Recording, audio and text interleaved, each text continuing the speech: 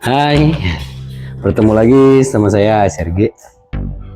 Lebih depan dari saya Serge ya. Jadi kali ini saya ingin berbagi pengalaman ya. Jadi bilang pengalaman mengenai anxiety disorder. Jadi teman-teman, apa sih anxiety disorder itu? Gitu. Apa sih kecemasan berlebih? Anxiety disorder itu adalah kecemasan berlebih ya. Jadi di setiap manusia, di setiap umat manusia, ya terkhususnya yang sudah remaja atau dewasa, ya. Bahkan mungkin anak-anak ada juga yang punya kecemasan. Kita semua punya kecemasan. Hanya saya tidak berlebih. Bukti dari kita punya kecemasan, salah satunya contohnya seperti ini.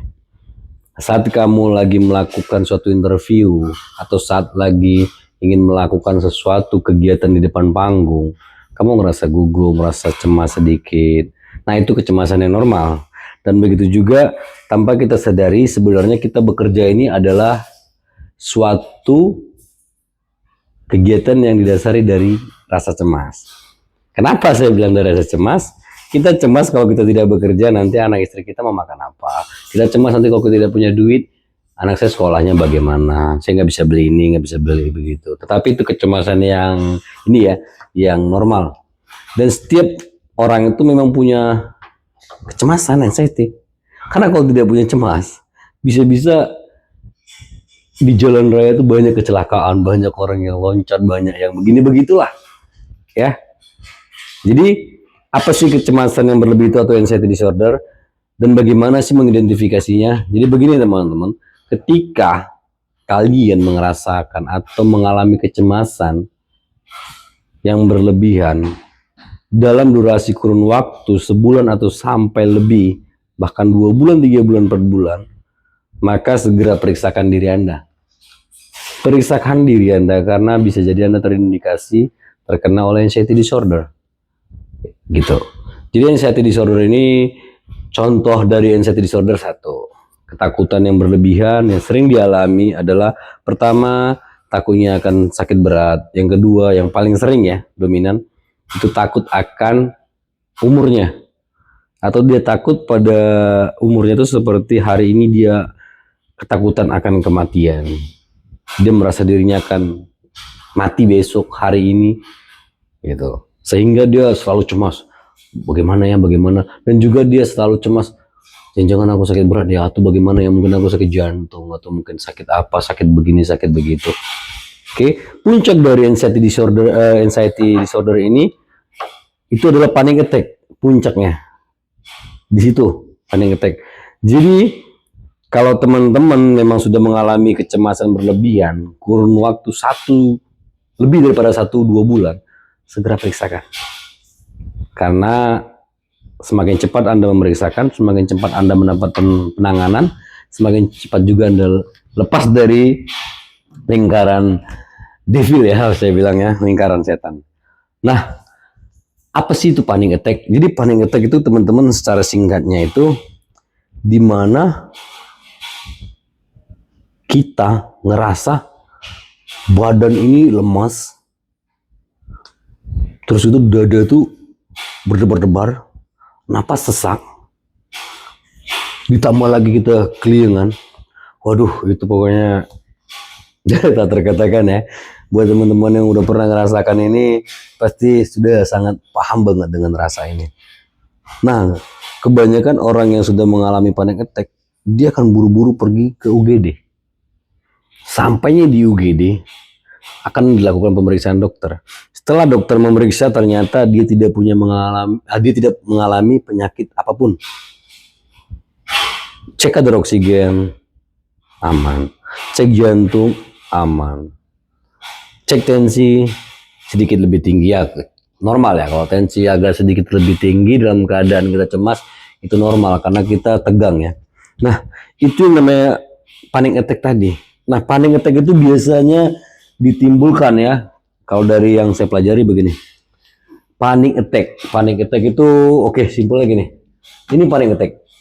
Kita katakan panic attack. PA. Oke.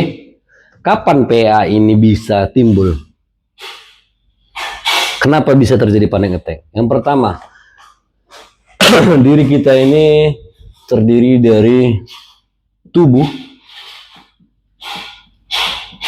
perasaan, pikiran. Oke, maaf ya kalau kurang baik tulisannya karena saya juga bukan orang yang pandai menulis ya. Nah, si tubuh ini saya katakan biru, PA ini merah, perasaan itu hijau, pikiran itu kuning. Kapan seorang anxiety disorder bisa mencapai pada puncaknya? Puncaknya itu adalah panic attack. Kapan dia akan mengalami panic attack? Jadi dia akan mengalami panic attack itu ketika si tubuh tadi dalam keadaan tidak baik-baik saja, dia maju. Si tubuh tadi dalam keadaan tidak baik-baik saja, si perasaan tadi juga merasakan apa yang diberi respon kepada dari tubuh tadi. Karena tubuhnya tidak baik-baik saja, si tubuh ini lagi tidak baik-baik saja ya. Tubuhnya lagi tidak baik-baik saja. Perasaan kita pun akan merasa sedih. Perasaan kita pun akan merasa sedih. Benar nggak? Ketika si perasaan sudah mulai merasa sedih, si pikiran ini akan membantu. Si pikiran ini akan membantu, naiklah di ke atas kertap. Terjadilah panic attack. Nah, bagaimana cara supaya kita tidak mengalami panic attack? Karena puncaknya ini, rata-rata orang anxiety pasti mengalami panic attack. Jadi kenapa saya ngebahas mengenai apa itu anxiety dan saya ngebahas langsung mengenai panic attack? Biar teman-teman langsung cepat paham. Ketika teman-teman mengalami hal seperti ini, apa sih yang harus teman-teman lakukan pertama kali? Ya, mungkin bantuan dokter boleh. Jadi begini, ketika si tubuh tadi mengalami respon atau mempunyai sensasi, biasanya itu lahir dari kalau saya bilang ya, lambung. Tubuh ini mengalami respon biasanya dari lambung. Oke. Nah, kenapa saya bisa bilang lambung? Ini buat case ya teman-teman tidak punya penyakit bawaan ya atau penyakit lain ya. Jadi saya mengatakan dari lambung. Banyak yang sering mengategorikan bahwasanya anxiety disorder itu ada pada pikiran. Ya. Benar, kecemasan itu adanya pada di sini. Ini si kuning nih, ini pikiran nih. Memang dia, tapi jumlahnya tidak 100% seutuhnya dari dia. Karena ada pemicunya dari si lambung atau tubuh. Saya mengatakan lambung biar lebih jelas. Lebih tepatnya tubuh. Ya. Disempurnakanlah dari si perasaan tadi. Ya. Penyempurnaan. Atau bisa kita bilang ya ketika dua-duanya udah kena disempurnakan sama dia. Jadi di sini orang juga bisa mengatakan 100%. Jadi jatahnya lambung berapa persen? Oke, itu nggak usah kita bahas teman-teman ya. Kita lupakan, kita bahas nanti ya.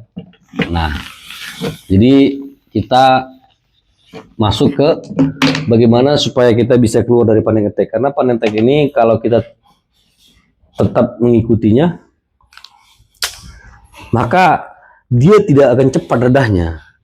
Biasa buat orang yang sudah pernah mengalami panic attack, yang sudah bisa mengatasinya, ini berlangsung nggak lebih daripada 30 menit. Ya, tidak akan lebih daripada ini. Bahkan biasanya hanya sekedar menit. Oke? Kalau teman-teman paham caranya. Nah, bagaimana caranya? Karena si panic attack tadi timbul dari 3 unsur yang bergabung dalam diri kita, maka kita harus pecahkan dia, kita harus pisahkan dia. Apakah yang harus kita pisahkan pertama? Pikiran. Begitu. Atau perasaan.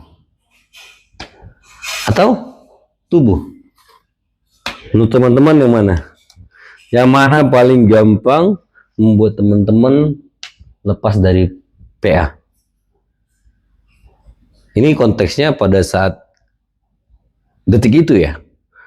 Kalian mengalami panic attack, dan apa yang harus kalian lakukan? Apa? UGD. Langsung UGD. Set UGD. Oke. Habis UGD, ini biasanya nih ya, UGD. Setelah UGD, dokter spesialis, DF. Kita langsung jumpa dokter spesialis. Nampak ya? Dari dokter spesialis, nanti kita disarankan menuju ke psikolog, SPSI. Psikolog lah, PSI. Habis itu, sang psikolog mengarahkan kita ke psikiater. Benar nggak? Biasa rentetannya seperti ini. Kalau buat teman-teman yang sudah mengalami, saya rasa akan seperti ini. Ya. Karena begini. Kenapa saya bilang saya tulis ini sepenuhnya? Nih. Saat kalian pergi ke UGD, diperiksa di sana dengan dokter yang menangani, dicek oksigennya aman. Oksigennya aman 90% ke atas lah. More than 90% lah ya. Gitu, 90. Cek jantung. Karena yang jantung kan, kalian ngerasa jantungan kan? Jantung, dicek jantung. Nah, dicek jantungnya aman. Bener gak? Cek tensi agak sedikit karena memang wajar lagi tegang ya. Oke, baik.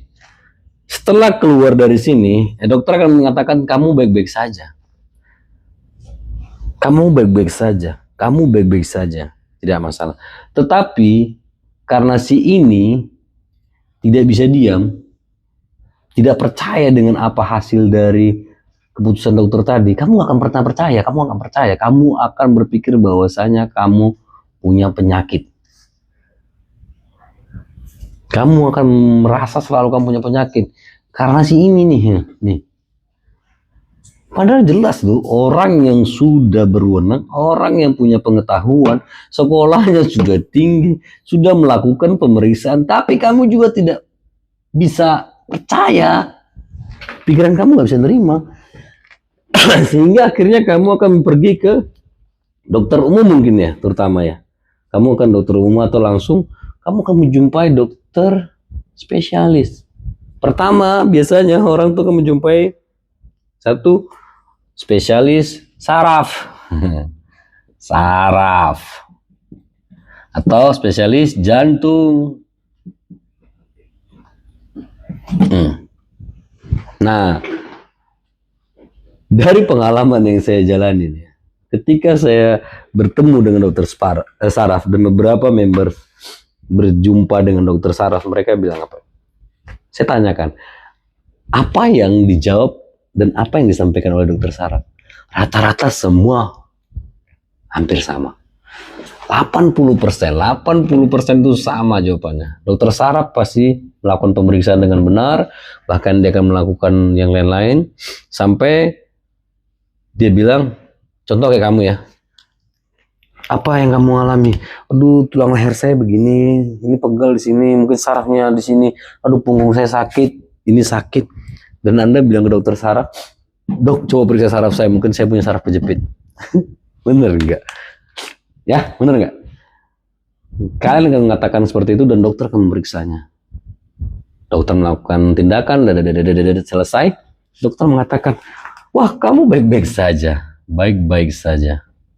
Ya, dokter mengatakan, kamu baik-baik saja nih. Kamu baik-baik saja. Dokter saraf sudah mengatakan, kamu baik-baik saja. Hari itu, detik itu, menit itu, kamu akan, oke, kata si pikiran. Oke.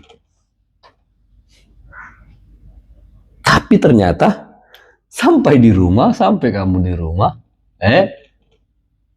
rumah nih, tahu rumah kan? Kembali lagi. Kayaknya dokter sarafnya salah deh. Dia tadi begini-begini nih. Aku kurang yakin. Kamu pergi lagi ke dokter saraf yang lain mungkin. Mungkin kamu akan melakukan pemeriksaan lagi ke dokter saraf yang lain. Karena kamu nggak percaya sama dokter itu. Jadi harus siapa kamu percayai? Gitu. Kamu pergi ke dokter saraf lagi, jawabannya sama. Dan kamu juga kembali ke rumah, dia nggak terima. Akhirnya karena capek kemana-mana, kamu balik lagi ke dokter saraf. Catat, dokter ke saraf lagi yang pertama, dan dokter saraf mengatakan, Pak, Bapak produktif, Bapak baik-baik saja. Kalaupun ada penyimpangan saraf, itu masih di dalam kata normal. Itu ya jawaban teman-teman. Lain hal kalau teman-teman memang sudah punya saraf bawaan atau bagaimana ya, punya memang sedikit problem sama saraf, lain hal. Ini kita bicara konteks daripada orang yang sehat-sehat tapi mengalami anxiety disorder ya. Dari dokter saraf kamu akan disarankan apa, ini dari member ceritanya seperti itu. Oh baik Pak, begini saja, saya arahkan Bapak menuju dokter atau dibilang ke psikolog. Maka psikolog bertemu dengan psikolog, bla bla bla, ngobrol. Psikolog akan mendiagnosa dan lain bla bla bla bla bla bla bla bla bla. Anda akan dilakukan banyak terapi lah, contoh apa, terapi apa, CBT kah, apakah exposure terapi kah, banyak. Ya, terapi kognitif dan lain-lain. Karena mereka orang yang berkemampuan yang memang sudah jurusannya. Oke? Tapi kamu juga belum bisa belajar untuk menerima. Dan kamu hanya berpikir aku pengen cepat sembuh, sehingga ya bisa dikatakan terapi tadi berjalan tetapi tidak dengan niat atau kesadaran diri. Sehingga semakin lama kamu ngerasa semakin tidak baik-baik saja dan makin parah, sehingga kamu diarahkan ke psikiater dan dapatlah kamu resep dari dokter psikiater. Begitu ya teman-teman. Apakah semua itu harus kamu jalanin? Itu tergantung kamu. Apakah semua ini baik buat kamu? Karena apa? Untuk menyatakan atau mengatakan kepada diri kamu bahwa hasil diagnosa kamu itu baik-baik saja. Dan akhirnya didiagnosalah terakhir oleh psikolog dan psikiater memberi resep. Disitulah kamu akan baru percaya. Biasanya seperti itu teman-teman ya. Tetapi sekarang sudah banyak informasi sehingga kalian sudah gampang untuk mengetahui gejala-gejalanya gitu. Oke? Ini saya jelaskan supaya lebih terang gitu ya, lebih jelas. Nah, kita kembali lagi bagaimana cara kita lepas dari panic attack tadi. Nih. Ini ketiga ini bergabung baru bisa terjadi panic attack. Ketika tiga ini tidak bersatu, dia nggak akan jadi panic attack. Ini tidak akan hadir. Jadi bagaimana cara kamu supaya tidak panic attack? Atau cara bagaimana kamu menghadapi saat kamu panic attack? Dari penjelasan saya mungkin kalian sudah paham kan. Ini salah satu saran dan masukan dari saya. Melepas atau agar lepas dari lingkaran tadi si panic attack ini, si merah ini dia ngikat. Atau supaya kamu tidak masuk, si ini tidak masuk ke lingkaran sini.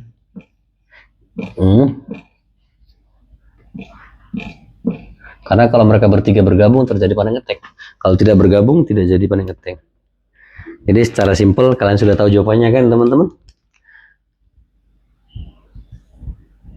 Terjadi panic attack karena tiga unsur ini bergabung menjadi satu. Jadi saat panic attack kamu harus ngapain? Paham kan? Dan supaya tidak panic attack kamu harus ngapain? Paham kan? Yang paham boleh komen, dari kita saling berbagi buat teman-teman yang lain. Yang belum paham silahkan komen dan bertanya. Untuk sekarang saya hanya bahas mengenai ini dulu ya dasarnya. Nah, di video selanjutnya saya akan membahas mengenai bagaimana kita bisa sembuh atau lepas dari anxiety disorder. Ya, kisi-kisi yang saya sampaikan itu adalah kita menjalani pola 4P. Apakah pola 4P ini? 4P ini apa? Oke, kita akan sambung di video berikutnya. Silakan komen kalau ada yang tertarik dan bertanya bagaimana cara lepas dari panik ini. Atau mungkin yang sudah paham dari yang saya jelaskan, tolong di komen biar kita bisa sama-sama membantu teman-teman untuk lepas dan paham bagaimana cara lepas dari panic attack. Karena biasanya teman-teman yang sudah punya anxiety disorder, dia tidak pernah menyadari dan tidak mau menyadari ternyata yang dia rasakan ini sudah lebih daripada 1, 2, 3 bulan, sehingga yang membuat dia sadar itu adalah panic attack-nya. Jadi ketika kalian sudah pernah mengalami panic attack ini, inilah solusinya. Ketika kalian belum pernah mengalami panic attack, tetapi kalian sudah mempunyai tanda-tanda, inilah solusinya. Oke, silakan di komen. Terima kasih. Sampai jumpa lagi dengan saya Rizal Sergei ya. Bye.